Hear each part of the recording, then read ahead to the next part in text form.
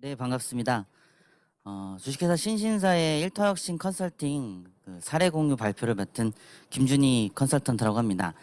일단은 사업장에서 직접 사례 설명을 하는 것이 타당한데 신신사가 2021년에 접어들면서 상당히 지금 성과가 올라가고 있는 상황입니다. 그 배경에는 코로나 시기로 인한 상당히 큰 경영 위기가 올 것이라 예상을 하고 있었는데 이 신신사의 주요 제품이 식기세척기와 그리고 LG전자의 스타일러스 제품이 포함되어 있습니다. 근데 이 상품들이 전 세계 코로나 특수 현상으로 인해서 상당히 많은 지금 생산이 되어 있고요. 그리고 신신사가 지금 경남 김해를 본부로 두고 있는데 태국, 이집트 등 전 세계 4개국에 이제 공장이 있습니다. LG전자와 같이 이렇게 전 세계로 나가 있는 곳인데 전 글로벌 시장에서의 생산량 증가 그리고 오늘 설명해야 될 사업 다각화 등으로 인해서 지금 기업의 일대 혁신을 지금 진행 중에 있습니다. 그런 관계로 올해 상반기에는 대외적인 활동을 일절하지 않는다라는 이런 집중적인 원칙 하에 활동을 하고 계십니다. 그래서 불가피하게 대외 활동을 좀 어렵다라는 입장을 하셔서 제가 그동안 컨설팅 했던 것과 스마트 공장의 고도화 관계 속에서 어떤 생산 혁신과 고용 창출 그리고 작업장 내에서 어떤 변화가 일어났는지에 대해서 여러분들에게 전달해 드릴 수 있도록 하겠습니다. 설명드린 바와 같이 신신사는 일단 산업적 특성으로 보면은 식기세척기와 그리고 LG를 기반으로 한 협력 업체로서 금형 그러니까 철강 제품에 대한 프레스 기술을 원천으로 합니다. 근데 이제 가전 제품에서도 식기세척기와 스타일러스 등 대부분 이제 수분을 이렇게 받을 수 있는 금속 제품을 가공하는 업체다 보니까 이 프레스 공정 외에 대형은 아닙니다. 그러니까 노동력이 투입될 때 자동차 부품, 문짝 이런 것처럼 프레스를 한 다음에 큰 제품이 나와서 이동하는 그런 공정을 갖고 있지는 않고 프레스 공정을 거친 후에 기본적으로 필요한 공정은 그 안에 방수 코팅을 할 수 있고 내구성을 강화시킬 수 있는 금형 제품을 만드는 것이 매우 중요한 기업입니다. 그래서 전통의 철강 금형 업체에 가깝다 이렇게 보실 수가 있고 참고로 이제 결론적으로 좀 이제 후반부에 가보시면 최근에 사업 다각화를 하는 측면에서 이곳은 아예 스마트 공장이라는 것을 스마트 팩토리에 결국에는 생산적 의사결정 시스템까지 발전을 시켜서 아예 사업 다각화를 꿈꾸고 있어요. 그래서 스마트 팩토리를 신신사에 아예 상품화를 하겠다, 브랜드화를 하겠다라는 관점이 좀 있습니다. 그 점이 지금 한 5년 내에서의 좀 큰 변화의 흐름 중에 하나고요. 사업의 다각화 측면에서 또 주목되는 측면이 뭐냐면 아무래도 이제 금속의 방수 시스템을 코팅하는 기술을 좀 더 플러스한다고 말씀드렸잖아요. 그래서 LG가 자동차 부품 배터리 쪽에 굉장히 좀 발전이 되고 있기 때문에 그 자동차 배터리를 둘러싸고 있는 배터리 팩에 대한 기술을 도전하겠다라는 생각을 가지고서 시스템, 그러니까 스마트 팩토리에 이제 공장이 증축되고 있는데 기존에는 스타일러스라든가 가전제품의 상품이었다면 이제 사업의 어떤 다각화를 통해서 스마트 팩토리 시스템이 도입된 곳에 있어서는 좀 다양한 제품을 바꿀 수 있는 이런 것까지 좀 발전을 좀 하고 있는 추세입니다. 그러다 보니까 이제 글로벌 공장에서도 기존의 원천 기술은 금형 프레스 기술인데 거기에 이제 수분 방지 코팅 기술을 종합적으로 하고 있지만 확대해 보면 사업의 다각화를 꿈꾸고 있고 여기서 이제 지난 5년간의 발전향을 좀 말씀드릴 건데 결론적으로는 2022년에 IPO 기업 공개를 목표로 해서 지난 3년간은 굉장히 집중적으로 달려와 있었습니다. 그러다 보니까 올해를 기점으로 해서 내년에 이제 IPO 공개를 하게 되는데 근데 여기에서의 사례의 주된 특징은 뭐냐면 구성원들 그러니까 기업 안에 있는 구성원들을 포기하지 않는 방식을 많이 택했습니다. 그래서 IPO 공개 속에서 이제 내년도 공개를 예상하고 있는데 우리 사주 제도를 이미 검토를 했고요. 그리고 우리 사주 제도 도입을 통해서 내년도 기업 성과가 공개가 되면 그것을 기업 조직원들과 구성원들과 공유한다는 계획을 갖고 있고요. 이번에 컨설팅의 사후관리 측면에서는 거기까지의 법률적 검토를 지원해드린 바가 있습니다. 그리고 또 하나의 특성을 보시면 LG전자를 전통적으로 협력사를 오래 했기 때문에 아무래도 이제 노동력이 그 제품의 무게가 크게 나가지 않는다고 말씀드렸잖아요. 그래서 웬만한 프레스는 과거부터도 자동화 시스템이 어느 정도 돼 있습니다. 근데 그 쏟아지는 이제 프레스 공정 이후에 이제 코팅을 하고 나온 제품들이 큰 건 아닌데 그것을 검수하고 포장하고 이렇게 하는 2차 공정에 있어서 아주 좀 뭐랄까요? 좀 그렇지만 남성 중심의 체력이 많이 요하는 그런 노동력의 특성보다는 여성 노동력에 좀 많이 좀 특화되어 있었습니다. 그러니까 노동력이 아주 노동 강도가 그렇게 세지 않다 보니까 아무래도 비교적 그 지역에 인근 여성 노동자들이 많이 근무하는 형태를 좀 취하고 있었던 것입니다. 이 서두에 대한 설명을 하고 이제 있었던 화면을 보여드리면서 진행을 하도록 하겠습니다. 그래서 그 공장 내 구성원이 한 4년 전에는 한 170여 명이었다면, 아니 140여 명이었다면 그 중에 한 80여 명이 약 45세 이상의 여성 노동자로 구성되어 있었고 지금은 몇 년이 지났기 때문에 55세 근방에 오를 정도로 고령화된 여성 노동력이 약 70%를 차지하고 있던 공장이었다라는 점이 있었습니다. 이 특징을 잘 기억하셔야 왜 이러한 방법에서의 일터혁신과 스마트 공장 고도화 그리고 현재의 생산 방식을 변화하는 것 속에서 우리 컨설팅과 그리고 기업의 미래가 도모될 수 있는지에 대한 이해가 좀 되실 것 같아서 앞에 배경을 좀 많이 설명을 드린 것이고요. 저와 이 신신사가 만나게 된 배경은 오늘 이제 사례에서 말씀드리는 그 사업들이 전부 다 노사발전재단과 노동부가 주관했던 사업과 무관하지가 않습니다. 왜냐하면 2016년에 그 정년 60세 의무화가 시작되는 관계로 방금 말씀드렸던 특징, 그러니까 여성 노동자가 정년이 55세였던 시절에 이 한 10명 정도의 당시 노동자분이 정년을 이제 최초로 도래하는 시기에 직면하고 있었고 그리고 정년이 60세로 늘 경우에 기업이 상당히 인건비 부담일 것이라는 사회적 분위기가 좀 있었습니다. 정년 60세 의무화와 그리고 그 충격 완화를 하기 위해서 노동부와 그리고 노사발전재단이 정년 서포터즈라는 사업을 1년간 했고요. 그 사업 안에는 주된 내용은 임금 피크제를 노사 합의를 통해 도입한다라는 사례를 한다는 그런 사업이었는데 그때의 신신사가 이제 저랑 만나게 됐고요. 그래서 그때의 임금 피크제 설계를 하러 컨설팅을 갔을 때 결과적으로는 그때 여성 노동자 분들의 임금 구조가 최저임금 플러스 시간의 수당 그리고 근속 수당 혹은 뭐 위험 수당 뭐 이런 것들 프레스 공정이다 보니까 그거 외적으로 상여금이 좀 조금 있었습니다. 그럼 결론적으로 임금 피크제를 도입한다 그러면 이 상여금을 깎을 수밖에 없었고 55세 이상으로 정년을 어차피 늘려야 되는 상황이기 때문에 정년을 늘려서 임금 하락을 좀 하는 쪽으로 가는 것이 어떻겠느냐가 이 컨설팅 사업에선 주목적인 내용이었었어요. 그런데 그 과정에서 이제 구성원들을 인터뷰를 하게 됐고 그리고 그때 이제 설문조사를 요청을 하셔서 노사발전재단 통합진단 일타혁신 컨설팅 통합진단 그 진단 분석 보고를 실시한 바가 있었습니다. 근데 이제 대표이사가 이 설계 내용과 그리고 통합진단 결과를 보시고 자신은 우리 구성원들이 정년이 늘면 느는 것이지 이 상여금을 깎으면서까지 우리 여성 노동자들을 이렇게 고용을 하는 것이 맞지는 않는다고 생각한다. 그래서 당시에 정년 서포터즈 사업의 임금 피크제 도입에 있어서는 실패를 한 것이죠. 근데 그 당시에 실시했었던 그 통합진단 분석에 있어서 구성원들의 인식에서 그리고 인터뷰 내용에서 굉장히 여성 노동자 연령이 있으신 여성 노동자 분들이 대표이사를 상당히 신뢰하고 있는데 정년이 끝날 것인가 아닐 것인가와 관련돼서 이 집단적인 불안감이 좀 형성돼 있는 것이 생각보다 심각하게 좀 존재하고 있었습니다. 그래서 그거에 대한 이제 보고가 들어갔고 그리고 그 당시 이후부터는 이 공정이 굉장히 자동화 속도가 굉장히 빨라지는 흐름이 있었습니다. 어떤 거냐면 아까 말씀드린 것처럼 프레스 기술은 굉장히 많이 발달을 해서 하나가 프레스 찍던 것이 이 하나의 프레스가 나온 걸 역공적으로 넘어가는 것을 원래는 노동자들이 뽑아서 이렇게 해줬던 것이 센서가 달리고 자동화가 되니까 속도가 엄청나게 빨라짐과 동시에 거기에 배치되어 있던 여성 노동자들이 인력들이 불필요하게 됐고 결과적으로는 시간의 수당이 줄고 잉여 인력이 남는 이런 것도 있었고요. 그래서 당연히 정년이 넘으면 고용을 못하는 것 아닌가라는 거와 관련된 불안감이 존재하고 있었던 것이죠.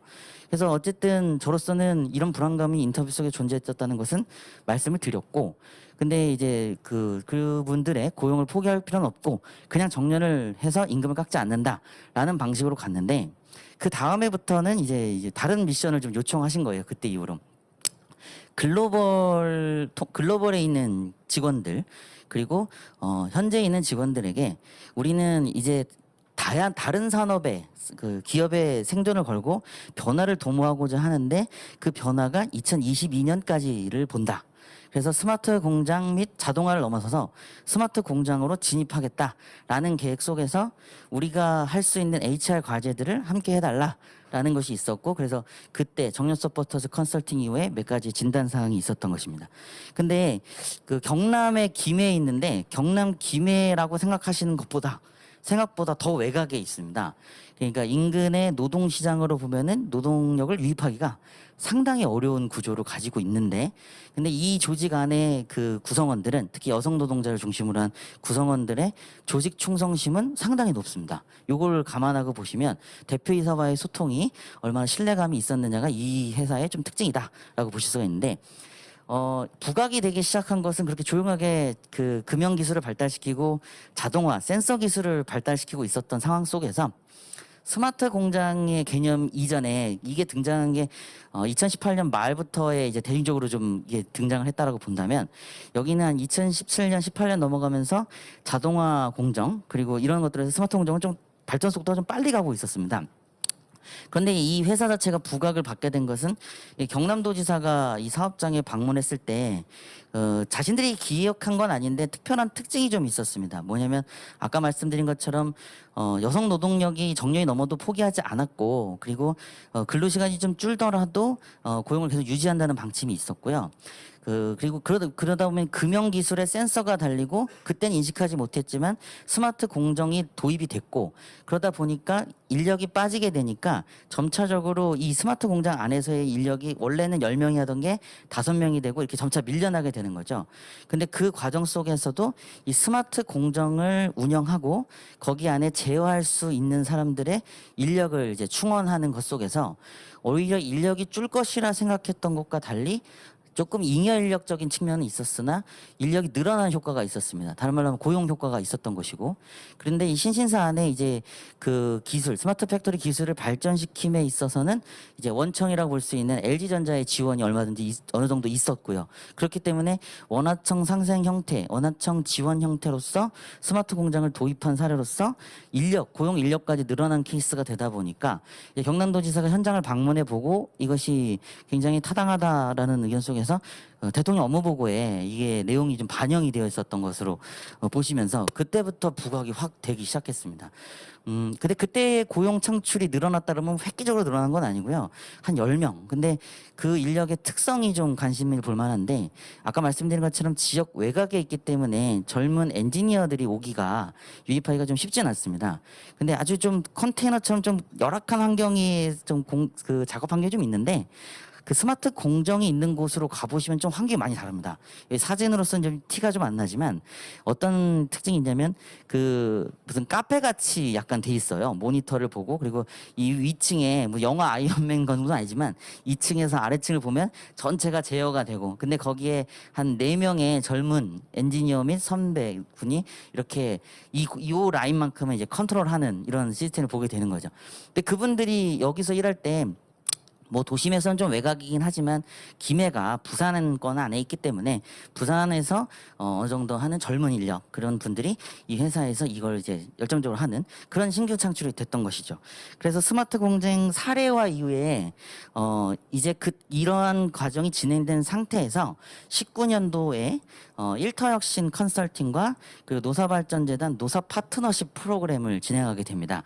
그래서 아까 제가 말씀드린 것처럼 노사발전재단의 큰 본부 축이 3개가 있다면 그 중장년 본부를 통한 정년 서포터즈 사업을 통해서 이게 사업장이 참여가 시작이 된 것이고, 그 다음에는 노사 파트너십 프로그램을 통해서 이 그 조직원들의 불안감 그리고 교육에 대한 동력을 확보할 수 있었던 것이고, 또 한 측면에서는 근로시간 및 그 평가 그리고 오늘 사례에 이르게 되는 작업 환경 및 작업 조직 개선에 있어서는 일터혁신 컨설팅이 큰 축을 했다라고 볼 수가 있겠습니다. 그러면 왜 19년도부터는 이 사업에 전면적으로 참여하게 됐는가?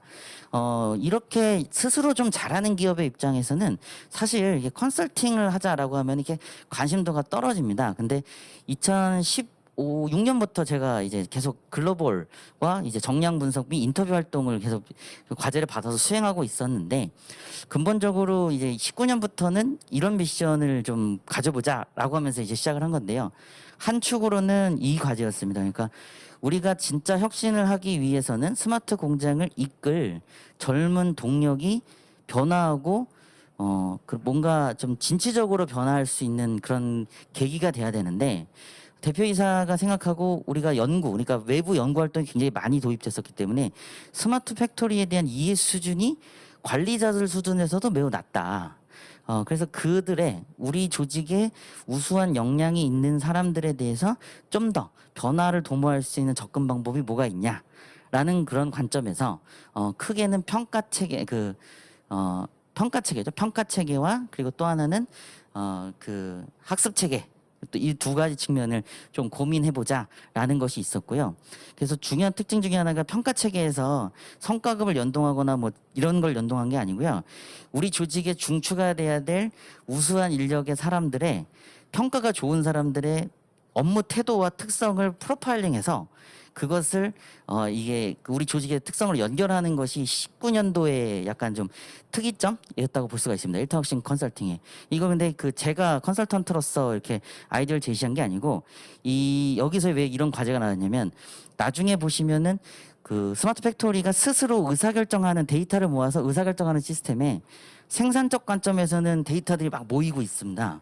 근데 여기 안에 일하는 사람들의 데이터 관점은 어떻게 모을 수 있을까와 관련된 관심이 좀 있었고요. 그래서 우리가 신신사 안에 좀 열정 있고 역량 있는 사람들의 업무 태도 특성을 프로파일링해서 그런 특성이 있는 사람들을 승진에 유사한 프로파일링으로 좀 해보면 어떨까라는 아이디어였습니다. 근데 좀 굉장히 창의적인 거였고요. 근데 이게 일터혁신에 도입해서 제도화되는 과정까지는 좀 연결하지 못했던 이런 케이스라고 보시면 됩니다. 그런데 이 얘기를 왜 드리냐면, 19년도에 방금 말씀드린 평가 체계라든가 또 하나 이제 근로시간의 문제도 52시간 준수가 아니라 왜 이렇게 우리는 비효율적인 근무를 하는가와 관련돼서 사실 문제는 너무 과도한 회의, 이런 혁신적인 조직이 굉장히 회의가 많습니다. 그래서 그 회의 시간을 줄이고 소통 중심의 어떤 문화로 바꾸기 위한 것 속에서 제도를 고민해 보자라는 것 속에서, 제도는 선택적 근로시간제로 제시가 됐는데요. 선택적 근로시간제는 다른 걸로 하면 이제 사실상 근로시간 청량제 같은 형태로 제시가 됐었습니다. 근데 제도는 간단했는데요. 여기서 원했던 것은 이 제도를 자기들이 가지고 있는 스마트 시스템에 데이터를 모으는 시스템 안에 HR 정보가 모일 수 있었으면 좋겠다라는 것 속에서, 그 스마트 의사결정 시스템 데이터가 모이는 곳에 그 ERP 시스템의 정보가 가져갈 수 있는 것을 원했었습니다. 그래서 사람들이 이제 근로시간은 현재 많은데 그 출퇴근 기록의 데이터들이 모여서 타당이 높은 이런 데이터를 누적하는 거죠. 그래서 주로 수행했던 과제가 선택적 근로시간제 제도 설계 및 노사 동의는 당연한 것이었지만, 그 데이터가 ERP 시스템에 연계되는 방법의 회의 참가, 그리고 거기 안에서 연결할 수 있는 방법에 대한 지원, 이것을 이제 컨설턴트로서는 좀 진행을 했었던 기억이 납니다. 이게 19년도에 있었다면 이건 일터혁신의 부분이었고요. 아까 말씀드린 것처럼 정년은 늘었지만 우리 70%가 넘는 장년층의 여성 노동자 분들께서 이 스마트 공장의 고도화라는 문제보다는 자동화되고 내가 불필요한 존재가 되지 않을까에 대한 불안감, 이런 것들이 굉장히 조직 내에 강했다라고 말씀드렸잖아요. 그래서 2019년에 이 노사 파트너십 프로그램을 통해서 아예 공식적인 교육 프로그램을 굉장히 많이 깔았습니다. 그래서 여기 보시면 스마트 공장 고도화에 대한 구성원 이해와 목표가 있어 2022년에 기업 공개, IPO 공개가 명확히 강시부터 있었다라는 것을 좀 보여드리는 거고요. 그리고 기업 소개서 안에 스마트 팩토리에 대한 것이 아예 있을 정도로 이것을 브랜드화해서 시스템 자체를 다른 공장에 팔 생각까지도 하는 그런 목표의식을 가지고 있는 겁니다. 그러다 보니까 관리직들의 스마트 공장의 이해도와 전문성이 높아야 되기 때문에 이 안에서 멈추지 말고 변화해야 된다. 그래서 여기서 주도할 수 있는 사람의 어떤 열정적인 특성이라든가 이것을 봐서 승진시키겠다. 이런 관점이 좀 있었던 거고요. 여기다 보시면은 정부 지원 사업을 연계한 거는 2019년부터라고 말씀드렸던 것처럼 노사 파트너십 프로그램을 통해서 목표가 뚜렷했다라고 말씀드리는 것은 철저하게 교육 프로그램이었어요. 2019년은. 그래서 보시면 조그만 소규모, 중규모, 대규모 밖에 나가서는 교육. 이쪽 사진은 이제 제가 이제 4차 산업혁명과 관련된 것을 조금 전문적인 것을 좀 해줄 수 있는 산업공학적인 게 아니라 좀 HR 측면에서 전달해 줄 수 있는 분을 이제 제가 섭외를 해서 이런 강의를 그 컨설팅을 진행 중이었는데 평생학습 체계에서 실현을 시켜야 되잖아요. 근데 이제 뭐 제도 내용은 이런 교육이 필요하다였지만 회사에서 정말로 요구했던 것은 이런 컨설팅을 통해서 이런 것을 좀 전문 외부 시각이 많으니까 가서 이런 교육을 좀 연계해다오 이런 것들이 요구가 많았었어요. 그래서 그러니까 정보와 데이터가 어떻게 모이고 이것이 자동화가 아니라 자동화와 센서 그리고 인력이 줄어드는 게 아니라 미래 성장 동력이다. 이것을 우리 근로자들이 이해할 수 있는 언어로 하는 교육. 이것이 2019년에는 굉장히 많이 배치가 됐었던 겁니다. 그래서 컨설팅과 2019년에 일터혁신 컨설팅과 노사 파트너십 프로그램이 1년간 진행이 됐고요. 그 과정 안에서 이제 직원분들이 장년층 여성 노동자분들께서 상당히 좀 안심을 하는 그런 그 인식 조사상에서도 좀 긍정적으로 불안감이 좀 줄어드는 것들을 좀 확인할 수 있었다. 그리고 기업이 이제 한 2015년경인가요? 그때 한번 야유회를 하고 한 번도 이게 집단 야유회를 못했다고 하더라고요. 그래서 이게 2019년에 하반기를 종결하면서 뭐 이렇게 봉사활동도 가고 기업 대표가 발표도 하고 그리고 체육대회도 하고 이게 다 그 우리 노사 파트너십 프로그램의 결과 보고로도 들어가 있고요. 그리고 이런 프로그램별로의 만족도 조사도 다 했고 이건 이제 노사상생본부 쪽에 이제 사업이었던 것이죠. 그래서 이러한 사업을 하고 나니까 이제 2020년에도 그 노사 파트너십도 하고 싶고 일터혁신도 하고 싶다. 근데 2020년에는 이제 조직을 만들겠다 이런 것이 딱 명확하게 있었던 겁니다. 근데 그 전에 이제 하나 특징은 그 2016년부터 이 정량 구성원들의 인식 조사를 계속 이어왔다고 말씀드렸잖아요. 그래서 보시면 2016년부터 2020년까지의 이집트, 태국 그 4개국에 대한 한국까지 해서 4개국에 대한 통합 진단 결과가 여기 모여 있습니다. 우리의 통합 진단을 언어로 바꿔서 이제 일타혁신 통합진단을 이제 글로벌하게 뿌려본 거죠. 확실히 이제 그 나라의 문화에 따라서 확연히 차이가 나고 이런 것도 있지만 확실히 그 부정성 그러니까 뭔가 문제가 있다라는 것 속에서의 구성원들의 인식은 이 조사 툴 안에 계속적으로 조사하다 보면 잡히는 거예요.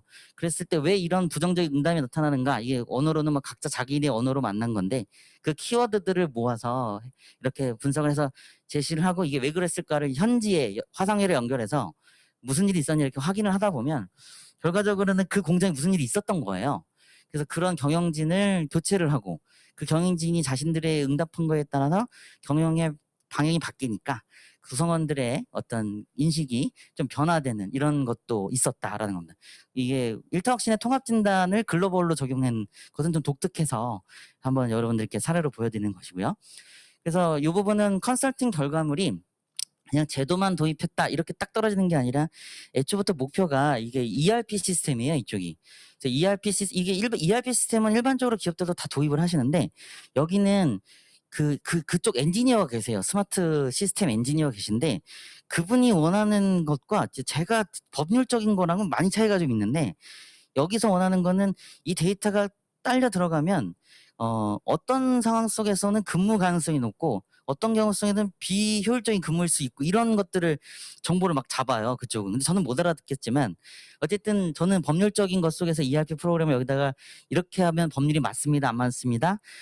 그리고 이럴 경우에는 선택적 근로시간제 속에서 변수를 이렇게 잡아야 된다. 뭐 이렇게 해서 ERP 시스템으로 연계해서 ERP 이 업체가 이걸 제 의견을 받은 다음에 스마트 엔지니어에게 이렇게 정보 데이터를 연결하는 것까지가 이제 구축이 돼 있고 이렇게 도전을 일타역신과 이렇게 엮어가는 그런 움직임이 좀 있었다는 거예요.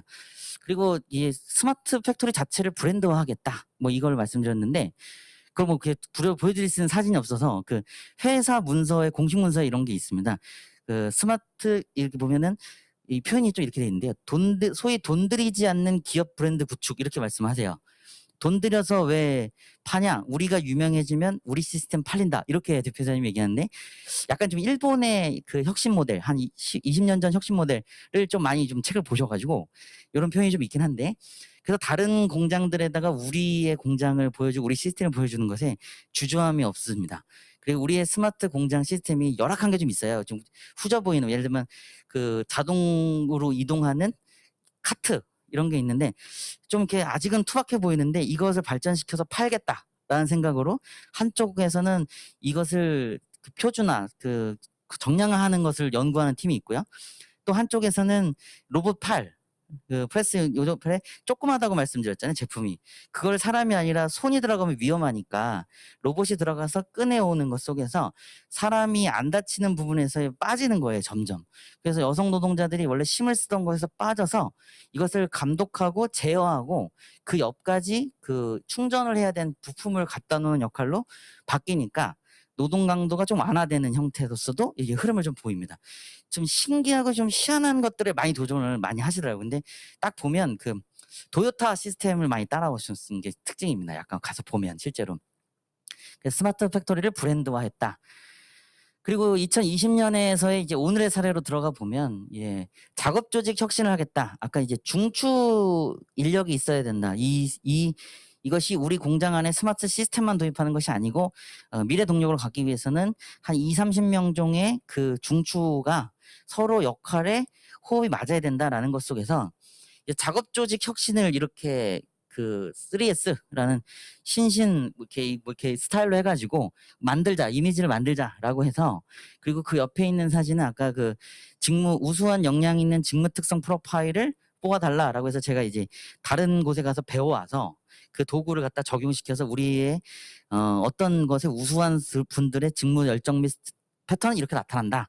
이런 것들을 이제 제공을 한 거예요. 근데 이거는 데이터를 어떻게 개인정보이기 때문에 이게 넘어가는 건 좀 어렵지만 그 무기명 하에 이런 패턴을 보이는 것 속에서의 좀 평가 점수를 반영한 이런 건 있습니다. 그래서 그 혁신을 하는 그 혁신 계획서를 막 올리게 되고 결국에는 3S 추진실이라는 것 속에서 그 주체를 양성한다 이런 계획을 수립을 했고요. 그래서 이분들과 인터뷰를 제가 한 것이고 이분들의 원하는 활동이 뭐냐라고 했을 때 뭐 이렇게 좀 가시적인 걸 보고 싶다 뭐 이런 것들의 인터뷰 활동을 하고 전 보고를 하는 활동에 지원을 좀 했던 것입니다. 그래서 이 제도 자체를 제 머릿속에서 나온 것이 아니라 대표이사가 구상을 하면 저는 컨설턴트로서 그 이야기가 어떤 것이 맞느냐를 통해서 이제 인터뷰하고 실행시킬 수 있는 방법들에 대해서 이제 조언을 하고 이런 내용들로 구성이 됐던 거죠. 그래서 이제 그 각 부서의 아까 혁신 주체들은 이렇게 어떠한 부분에서의 작업 환경이 개선이 필요하다는 것들을 주기적으로 제출을 해야 되는데 여기서도 좀 특징은 아까 그 혁신의 주체들은 자기가 아이디어를 내는 게 아니라 그 라인 안에 있는 사람들의 의견을 받아와야 돼요. 그래서 그 안을 받아들여서 이렇게 실현해서 안전 강화 혹은 비용 효율성 증가, 그러니까 효율성 증가 등을 해서 그것을 얼마가 절감됐다라는 것들을 정량화해서 가는 거예요. 근데 그것조차도 이 스마트 정보 시스템에서는 정보가 이게 들어갈 수 있게끔 효율성 부분에서 들어갈 수 있게끔 하는 것도 데이터화를 하고 있는 것까지는 맞습니다. 근데 제 눈으로는 이게 데이터가 이거구나라고만 보는 거지 이게 어떤 식으로 접근했는지는 잘 이해 못하지만 그런 정보가 들어갔다는 점. 그래서 이게 보시면 하단에 보시면 ERP 개선, 데이터 관리 분석, 빅데이터. 그래서 이 ERP 개선에서 연결된 것이 빅데이터로 넘어가고 있는 것 속으로 활동이 이제 모아진 거고요. 애초부터 이걸 HR 정보로서 데이터를 가져오고 싶었는데 그 활동에서 이 저를 활용한 거죠. 컨설턴트를. 그래서 정량적인 그 설문 분석, 인터뷰 정보 어떤 게 맞느냐 같은 것들을 이제 결과 보고서를 가지고서 이거를 빅데이터 시스템 하시는 분들이 참고를 해서 기술화하는 것으로 하나의 어떤 전체 부분에서 저는 한 요만큼의 일부분을 좀 이렇게 역할을 했었다. 우리 일타역시 이렇게 볼 수가 있겠고, 이런 과정들을 노사 파트너십 프로그램을 통해서는 전파하고, 그 직원들에게 전파하고 공유하고, 그리고 또 그 우리 직원분들께서는 또 참여와 어떤 오리엔테이션, 레크레이션과 좀 경계선이 좀 모호할 때가 있잖아요. 그런 것 속에서 우리가 함께 성장하고 있다, 이런 것들을 좀 본 거고요.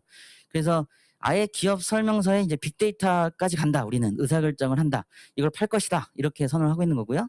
그리고 그 안에 사람이 있다라는 것을 캐치프라이즈로 머릿속에 좀 그리고 있는 상황입니다. 그래서 결국에는 특징이라고 한다면 조직 구성원의 경영 참여 환경을 일터혁신이 역할을 한 것은 맞다라는 생각이 좀 드는 거예요. 왜냐하면 시작부터 이제 그냥 간담회 형식으로 진행하던 것들을 설문으로 정량화했고, 그리고 인터뷰 활동을 통해서 소외되지 않도록 하는 부분들.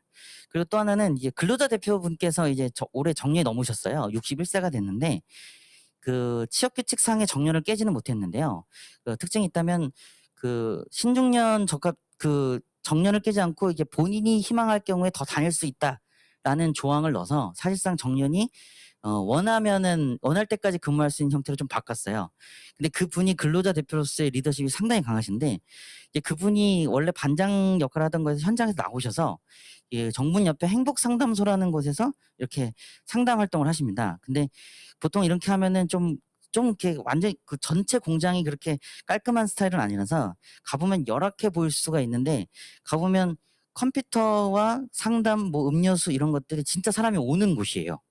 그러니까 그리고 그분이 근무를 빠져서 오로지 이제 현장을 돌면서 고충 있는 사람들을 상담을 하게 해주고, 그리고 저에게 또 이제 부탁을 주신 것은 이분이 어떠한 교육을 받으셔야 이런 활동을 더 잘할 수 있는지, 그리고 관련된 법은 어떤 건지, 요거는 이제 노사 파트너십 프로그램을 했어요. 그 활동을 지원하는 거는 그런 것까지 하는 거여서 조직 구성원의 경영 참여 환경과 성장의 효과를 함께 체감하게 만드는 것에서 이게 좀 시너지가 있었다. 그래서 스마트 공장의 고도화에 배제되어 있던 현장직의 불안감을 해소한다든가, 성장을 강조하는 과정에서 등한시되는 구성원의 융화 노력, 그리고 교육에 대한 동력 확보, 지속적인 참여와 소통의 보장, 그리고 결과적으로는 성과 분배, 우리사주 제도를 통해서. 그래서 우리사주 제도 같은 경우는 내년에 또 실현이 되면 이 과정을 모아서 우리사주도 대상이 있더라고요, 인증제도가.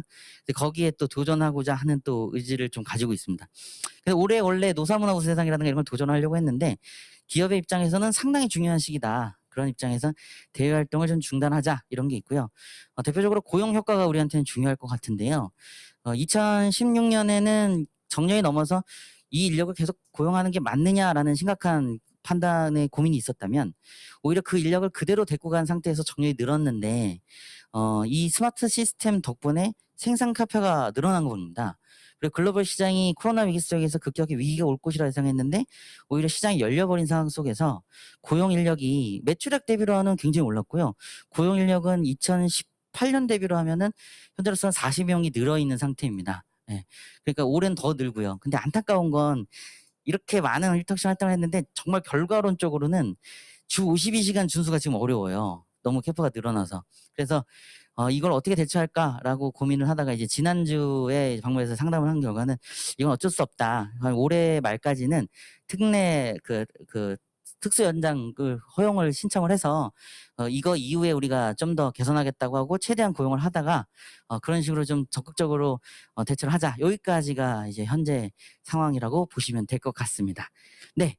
요것이 이제 신신사 사례의 일터 혁신만을 얘기한 것보다는 이게 종합적이잖아요. 그래서 노사 파트너십, 일터 혁신, 그리고 노동부의 사업, 정부 지원 사업을 통한 참여 연계와 고용 효과, 여기에서의 한번 특성을 정리해 봤습니다.